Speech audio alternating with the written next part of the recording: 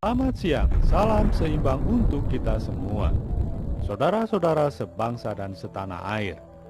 Pada video sebelumnya digambarkan kehancuran dunia yang begitu dahsyat. Peristiwa kiamat. Kiamat peradaban, tapi bukan kiamat akhir dunia. Karena Tuhan masih menyisakan sedikit kehidupan di bumi ini. Terjadi proses pemulihan atau perbaikan keseimbangan di bumi, meski tidak sesempurna proses pemulihan keseimbangan di tahapan akhirat.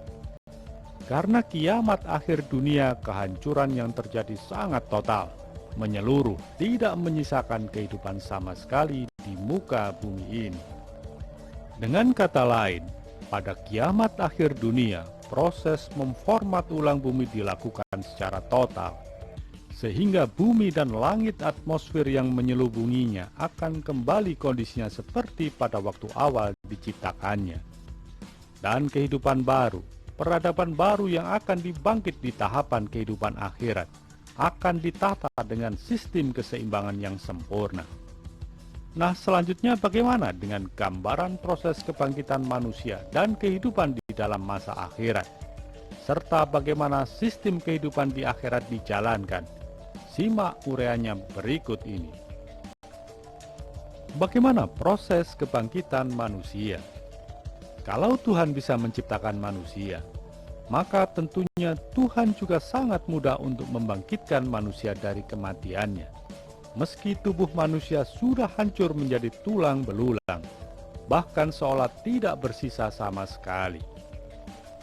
Manusia saat ini sudah mampu menciptakan teknologi kultur jaringan, yakni menumbuhkan tanaman dari potongan bagian-bagian tanaman di dalam media khusus. Di dalam pembiakan hewan dikenal dengan istilah teknologi cloning, yakni membuat individu baru tanpa melalui proses perkawinan atau pembuahan. Sel-sel binatang yang akan dikloning diambil dari bagian tubuh binatang, kemudian diletakkan dalam media khusus. Setelah tumbuh menjadi embrio dipindahkan ke rahim binatang betina yang sejenis. Seterusnya akan tumbuh dan berkembang hingga lahir menjadi individu baru. Nah, kalau teknologi peradaban manusia sudah mampu membuat cloning, meski masih jauh dari kata sempurna, tentunya teknologi cloning Tuhan untuk membangkitkan manusia dan kehidupan lainnya maha canggih dan sempurna. Manusia atau hewan meski sudah mati ribuan tahun lamanya, masih menyisakan DNA yang merupakan blueprint dari wujud satu individu. DNA tersebut bisa ada di dalam ceceran rambut, serpihan tulang, potongan kuku, atau bagian-bagian tubuh lainnya yang bisa bertahan dari proses pelapukan.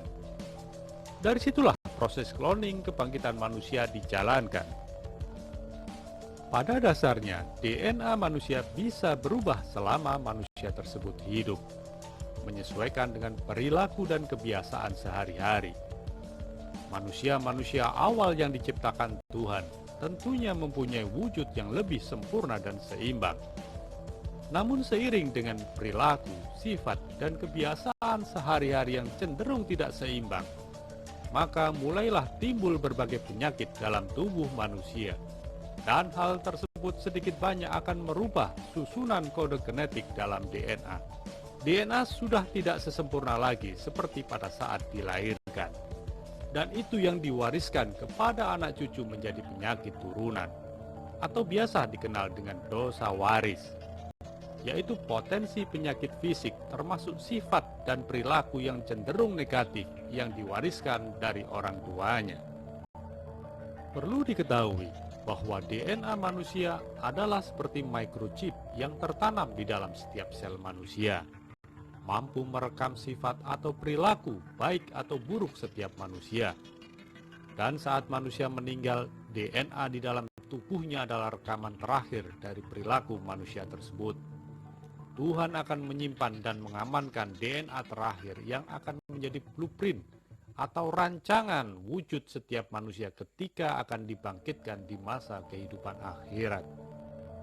Jadi jika seseorang saat sebelum meninggal, energi kehidupannya dimaksimalkan untuk berjuang menegakkan kebaikan ataupun keseimbangan, maka gelombang energi tersebut akan ditangkap dan direkam dalam DNA-nya. Ketika meninggal, orang tersebut mati membawa catatan atau sertifikat kebaikan di dalam DNA-nya. Dan itu akan menjadi bekal utama saat menghadapi pengadilan Tuhan atau penghakiman terakhir. Sebaliknya, jika seseorang sebelum meninggal banyak melakukan keburukan, maka itu juga akan terekam di dalam DNA-nya dan menjadi catatan atau sertifikat buruk atas perilaku orang tersebut. Kemudian ketika manusia dibangkit kembali pada tahapan kehidupan akhirat, maka bentuk fisik masing-masing akan menyesuaikan dengan rekaman DNA saat meninggal.